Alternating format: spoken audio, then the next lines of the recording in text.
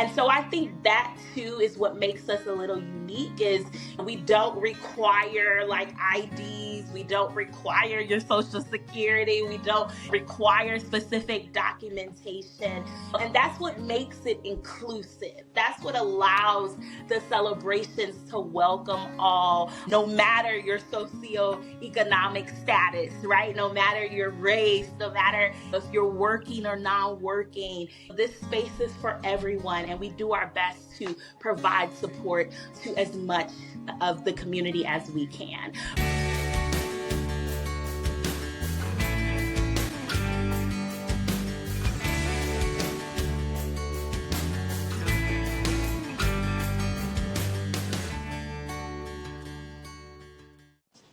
Alrighty, so thanks everyone for tuning into this episode. These are special ones because Gladys and I, before we hit record, haven't spoken in a bit, and we did an interview, I feel like years ago now. We have the opportunity to do what we call a community check-in. So without further ado, Gladys Ijelu, who's the founder of the Gladys Giving Foundation. Gladys, thank you so much for your time today. Thank you so much, Joseph, for having me. It's great to be able to catch up and kind of share some of the things that we've been up to since the last podcast. Yes, and I'm excited. And we have a lot of new listeners now. For the new listeners, we'll give a good background, too, about Gladys Giving Foundation and talk a little bit more. So that said, what is the mission of Gladys Giving Foundation? So the mission of the Gladys Giving Foundation is to advance equity and compassion during the holiday seasons by delivering resources, acts of kindness, and community support to marginalized populations. We work to foster the unity, spread the peace, and create inclusive celebrations that uplift individuals and families who need it the most. All right. Now we're going to get into the details of that in practice. But before we do, why you? Why is this something that you have such a passion for and are dedicating a large portion of your awake time to? Yes, as we've been able to talk about it in the last podcast, this mission was derived at the age of 15. I was diagnosed with a life-threatening condition called lupus. And during my diagnosis, it was like a rough start. I spent about 5 months in the hospital in total.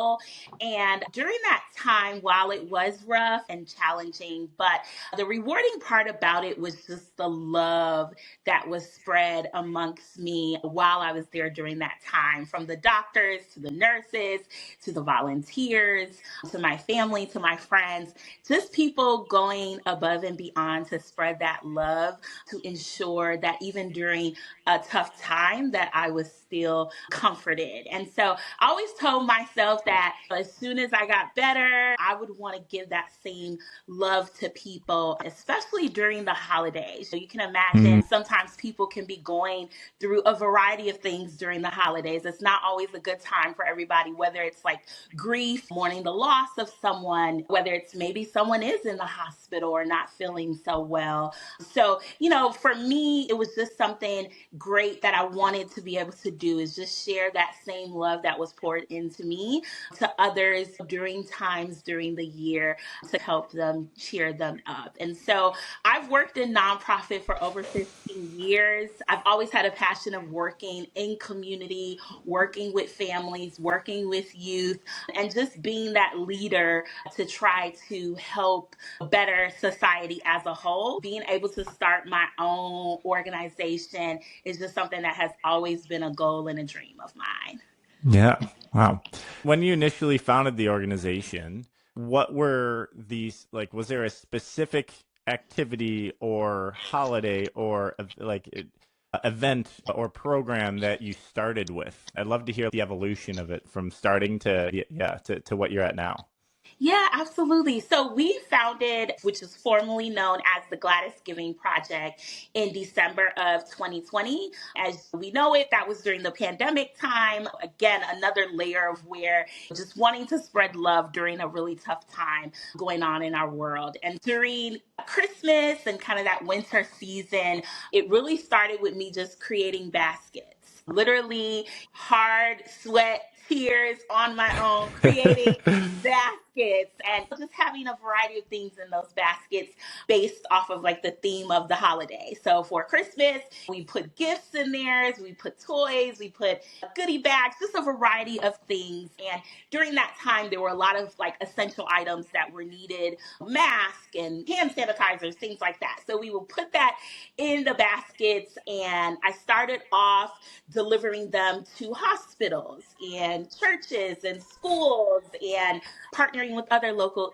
organizations and just literally letting them know, hey, my name is Gladys. I'm making these baskets to give back to the community, to spread love, joy, and hope during the holiday season. And then from there, so many people were like, this is a great thing. Have you ever thought about creating an event out of it? And I was like, that would be fun. And so from there, I started creating holiday celebrations. And so we would have the baskets to give out to families at the holiday celebrations.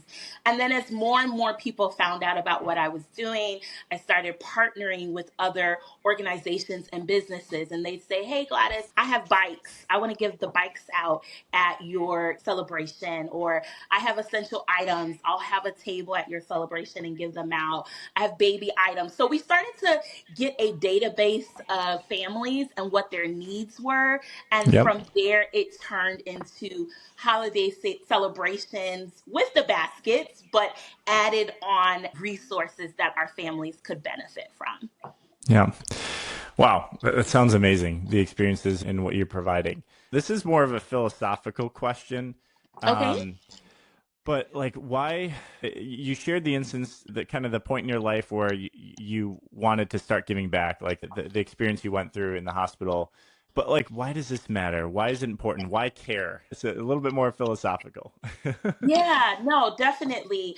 I know, and I don't say this to be cliche or anything, Yeah. but I do know that part of my purpose in life is to Mm. help others. And while I've been doing that in my career for so many years, but I wanted to take it a step further and do it in a way that I could creatively provide that to people. And this has always been like a dream, a goal of mine to be able to leave on Yeah. some type of legacy in my name of really helping others and spreading that love and that joy. To be honest, Joseph, there is this like emotional feeling that I receive every time I Mm. host an event or I come together and do something with another organization under our foundation to support the community. It's hard to describe, but there's just this fulfillment and reward that I don't think I could feel in any other capacity. Mm. I've been able to find that through giving back through our organization. Yeah. I think there are a lot of people in the world that have a hole or a gap or just like a weird feeling in their spirit, for lack of a better example, and want to have that fulfillment and want to feel like they have more purpose.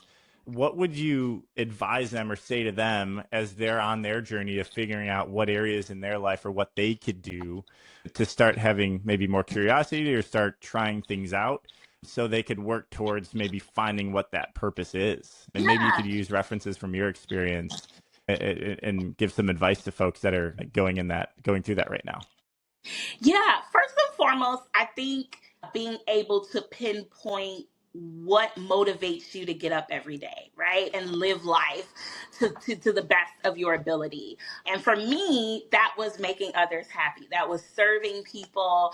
That was being able to creatively be of good service to other people. And so that was definitely where this all originated. And then I think the second layer of it for me, once I kind of knew that, okay, shifting into something full time that was going to be my own versus doing this in a career, I think for me, just having that flexibility, right, to do what I love and to freely do that without having to clock in or clock out. You Yeah. get what I'm saying? So it just, for me, knowing what is motivating you every day to get up and to continue to live your best life. And for me, is being able to help other people, receiving that fulfillment, being able to freely help other people and to do it in a way that I feel I most can be of service to other people. So really pointing what is it that you truly enjoy doing and how can you freely do that within your own reach and within your own capacity. And then I think the last layer to that is being able to take those risks. As I mentioned, I worked in nonprofit for 15 years. It Mm-hmm. was definitely a moneymaker for me. It stabilized me. It provided me a lot of support. I have 2 masters in the field of where I worked in, but it was time for something new. It was time for a change. And I'm grateful for my experiences, right, that I had working in that field. But again, that fulfillment that I receive now and what I'm doing with my foundation, I was not able to receive just on my day-to-day job. And Right. so this is how I knew that this was the time to shift. Yeah. And you had 15 years in Yes, nonprofit. So it's like it sounds like you had a lot of good experiences of knowing, like thinking of trialing and erring, trial and error. absolutely. Yeah. So like, you know what you like, you know what you don't like. You hone in on a skill or an expertise. And then maybe you get to a point where you've tried a lot of things and figured out what gets you excited and what doesn't get you excited. And then in your case, you kind of doubled down and made a commitment to build your own thing. Yeah, it sounds like that was the experience you had. So maybe to summarize for people that are listening as well, like maybe a lot of people listening probably don't have that 15 years of nonprofit experience, but Right. like getting out there and trying different things and not feeling like volunteering for an organization or donating or participating in some volunteer event or giving event, like you don't have to make a full commitment for 15 years. It's try a lot of things, see Yeah. what resonates with you. And another thing, like reflecting on your life and understanding if there are kind of traumatic experiences that you had and thinking about what got you through those traumatic experiences, and then Yes. seeing if there's organizations that are providing that for people to also get through certain traumatic experience. And then that's like a good starting point for Yeah, because connecting, absolutely. yeah, in your example, connecting it to something that you experienced in the past really connects you to what you're providing for other people. I think that's also an Yeah. important. So I'm thinking like tactically for people that are listening and want to figure out how to reach the fulfillment that you feel in your day to day. That's maybe a good starting Yeah. point. Yeah. Yeah. And the reason why I think all of that is so great, and thank you so much for kind of adding context to that, is because, as I'm sure you know through speaking with so many other organizations, there's this term called labor of love that you experience in nonprofit. And essentially what that means is that it gets hard sometimes, but what keeps you going, especially when you're like in this grassroots, newer kind of phase of nonprofit, but what keeps you going is your love for it, your passion, what is keeping you getting up every day to fulfill your purpose. And so I think that piece is really important too to someone who may be newer and thinking about going into this route and figuring out what their fulfillment is that knowing that whatever this is going to be, no matter how hard it gets, no matter how much labor you have to put in, right, is that you're always going to focus on that love for it and what originated you to go into this path from the beginning. Yeah. This is exciting. This is great. So transition to Gladys Giving Foundation. So currently today and moving forward, what are programming that you want to continue to replicate or continually have, and why? And why are those the ones that you want to focus on? Yeah, so we definitely are going to continue on having those inclusive holiday celebrations. That is what got us started. That is the heartbeat of our mission and our organization. So that will continue on, bringing families together during the holidays to have fun celebrations, right? To spread love, joy, and peace. But in addition to that, we definitely want to scale things up a little bit now that we are a 501c3. Elementary. And this summer, we're actually piloting a summer youth workshop. We're going to be allowing middle school and elementary age girls to be a part of this workshop. And it's once a month on a Saturday from May to August. And so we're having youth girls come together and have different topics about how to better themselves as an individual. And so the workshop program is called Glow Up Collective. The goal is that the youth would glow up in every area of their life, but we definitely have like specific areas that we want that glow up to happen and where we're going to focus on. And so that's glow up in confidence, glow up in creativity, glow up in health, and glow up in community. And so we gratefully have been able to partner with some amazing organizations to help us in all of those topics, to be able to better support the youth. And then we have some great speakers as well coming to facilitate some workshops as well. And this is a free opportunity for 2 hours for each workshop. And the youth will be able to learn some lasting skills and have some great impact. And we really want to create this like safe space and community, because as my experience of working with kids during that elementary to middle school age, there's so much peer pressure, right? There's so many Yeah.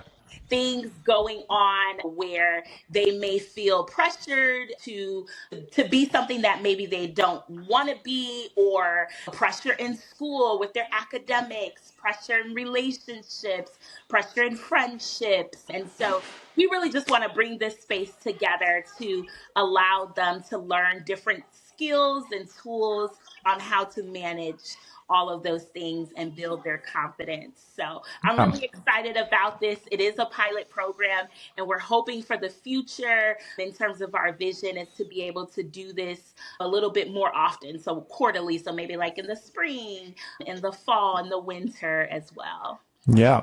Wow. That sounds exciting. I want to get Yes. glowed up. Yes. Yeah. Wow. Wow. Yes. So, Yeah. with a mission of spreading love, joy, and peace, and now that you're a foundation, one of the follow-up questions I have, and it's probably what grants that you future want to have or donations that you're looking to get in the future, is being able to convert that mission into something that's measurable. So how are you thinking about when you say you want to kind of teach these lasting skills and have positive impact and have a safe space? Have you thought yet about how to measure that, and then translate that into the impact you've had since 2020 or moving forward? Absolutely. Yeah. One of the things that is really great about what we've been able to cultivate over the years is a lot of our families have been with us since 2020. And so we have had so many testimonies and different stories from our families of being able to talk about the impact that we have had on them, whether it be their child being more active in school or being more present in general, because we've been able to support the whole family structure of coming out to our events and doing activities together as a family. And I think also just some of our families too have really experienced some really tough challenges. We know there's no secret. A lot of funding cuts have happened in our world today, from 2020 when the pandemic hit to even now with some of the more recent funding changes, and being able to have statistics, families being able to share how the impact of the resources we have provided to them from 2020 to now, or even just a family who's attended one event, right? How it's been able to support them with food when we have food distributions, or clothing when we have our clothing distributions, them being able to have access to those things, even just gifts for the holidays that they may not financially be able to provide for their families and being able to come to our celebrations and have those things. So I definitely think measuring for sure the consistency of our families continuing from 2020 to now to attend our events, just the impact on their most emotional, mental health as well, knowing how drastic and how challenging it can be when funding cuts are hitting maybe their SNAP benefits or hitting their health benefits, their housing benefits. And so being able to receive these resources to help them. There's been so many times where families have reached out to us and said, hey, Miss Gladys, I'm losing my housing, or to be a little personal, I'm going to be evicted. Do you have resources to support us? I don't have food for this week for my children. Do you have resources? Just things like that. Or even we have some families who have children with disabilities. And like myself, when I was 15, who may have had hospital stays or who have life-threatening conditions. And so even just being able to connect with them on that level to give them hope through my story that things will get better for their child who may be experiencing a tough time in their health. So definitely that. And then we also want to measure the impact of the specific communities that we're serving. We have had a high rate of Black and Brown communities that we have served, as well as communities of low income and communities that benefit from those SNAP benefits, those subsidized housing benefits. So being able to measure that impact, it really shows where the need is currently. And the more we continue to have that consistency of those families coming out, we're always surveying them and just getting more feedback on what it is that they need or how the event has impacted their life. So those are just great ways that we're currently measuring everything. Yeah. Wow. That's amazing. Since 2020, what would you say have been some of the unexpected challenges in connecting with youth or having programming connect with youth or get like people to attend certain events that maybe you didn't think of previously, and then how you overcame that or changed it up a bit? Yeah, I'm going to be honest. We have been extremely fortunate in the demand from the beginning. It's like And I a don't know if fortunate that's thing just, and an unfortunate thing yeah. at the same time. It's God. And I don't know Yeah. if that's just because I've been in community for so many years. Prior to me starting my foundation, I've built a lot of relationships with the communities that we're currently serving. Or if it's just because of the time of when we started, there was such a high need of support. And I guess it's just continued to go that way. So I will say that generally attendance has always been great, and we're grateful for that. But to flip the question, to flip the question a little bit, the challenge with that has then been, how do we ensure that we can fulfill the needs of the capacity of the demand? Yeah. So Yeah. that's where the challenge has kind of been more. And so how do we do that? Through donors, right? Through supporters, through partnerships. That has really supported us over the years since 2020. There's obviously been challenges in funding. There's been challenges even in small things such as space, being able to have a space that's big enough to house all of the families that we're serving. And so we've had to make a lot of adjustments, whether that's finding different spaces to host our events, whether that's limiting the capacity, the amount of people that we can serve for that specific event. Sometimes what I've also had to do once we've reached our capacity for our events, I've had to refer them to maybe another event that's happening that week or another organization that could potentially support them on a larger scale. And also just, I think what has also helped us too a lot is one of the things that I wanted that was so important to me with hosting celebrations and providing resources to the community. I wanted the process to be simple.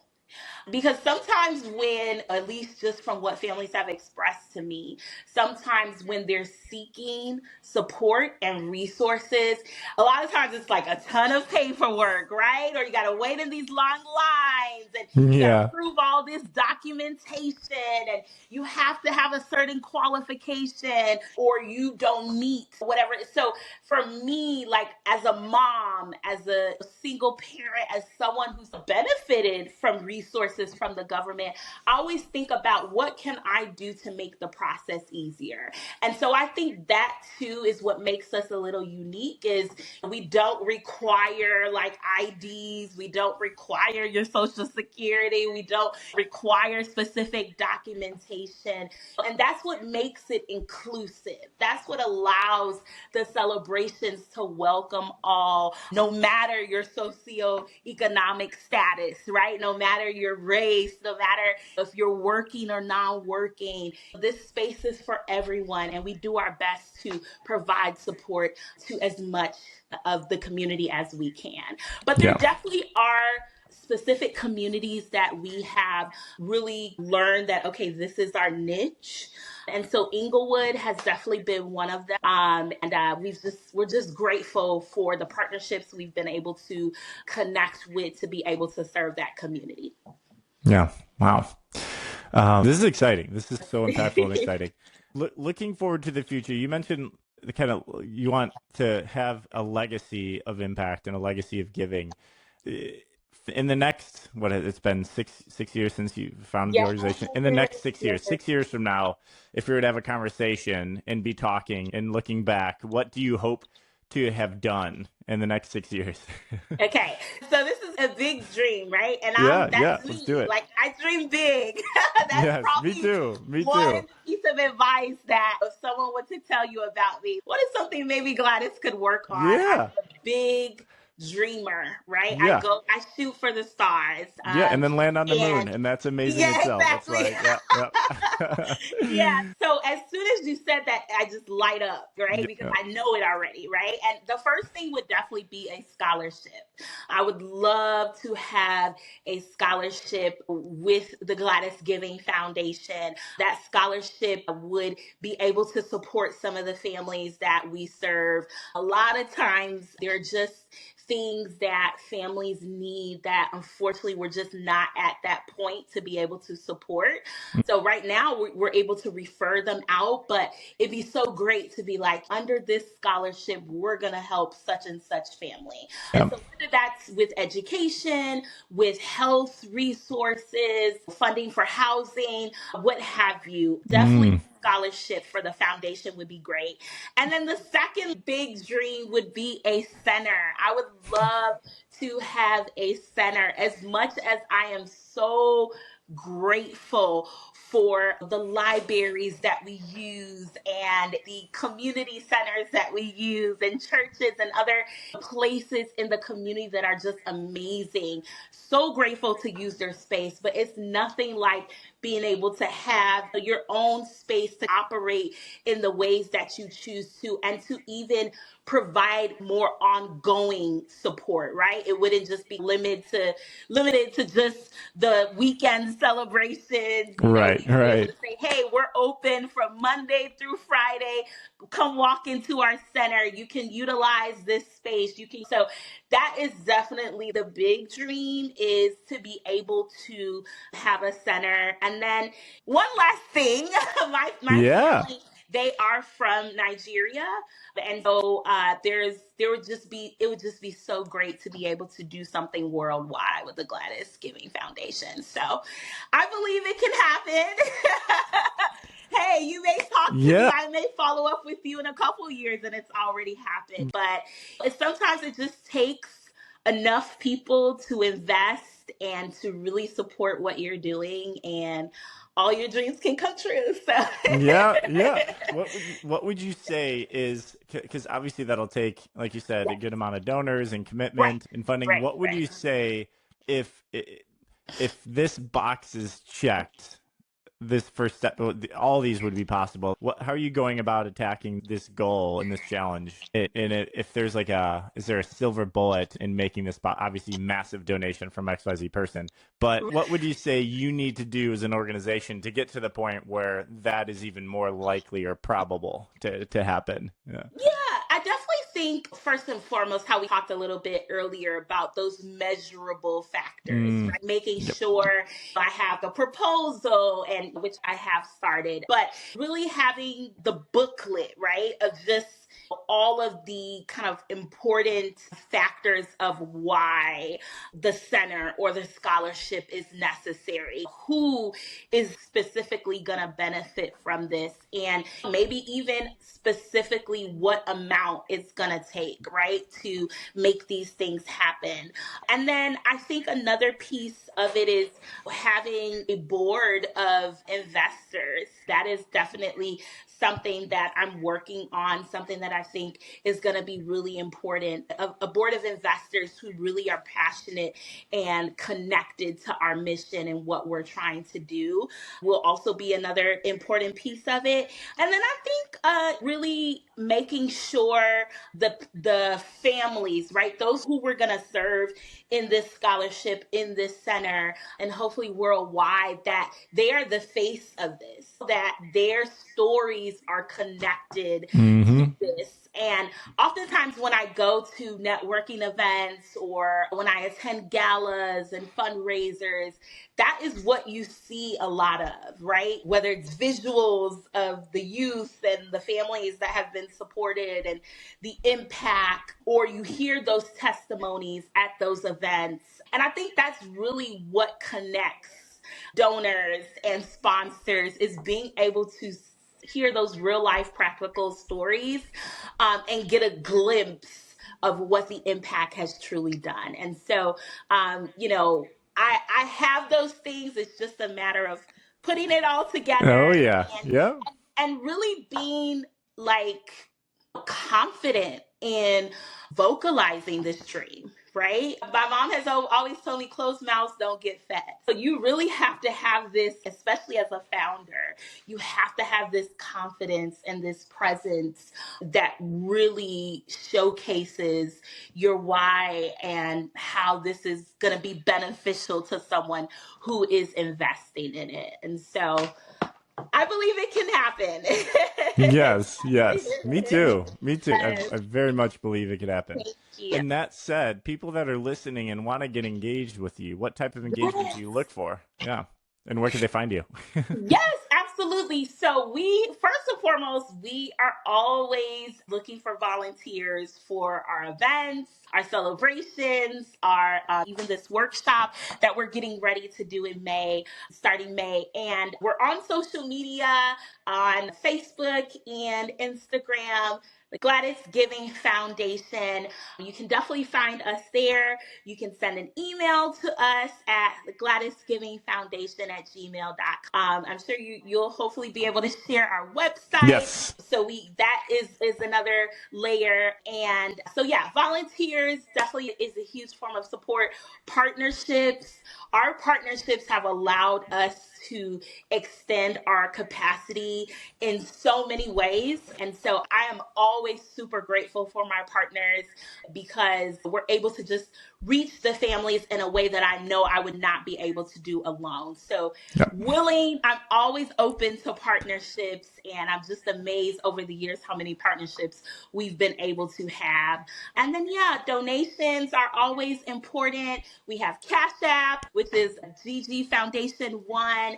We have our Zelle, which is the Gladys Giving Foundation at gmail.com. We have another donation website that I also shared with you, but we are always grateful for any layer of support, whether that's volunteers, whether that's partnerships, whether that's donors, whether that's even just showing up for events. A lot of our donors and our investors we meet who just happen to see our flyer and we're like, hey, we came just to see what this is about. And that has cultivated so many more lasting relationships as well.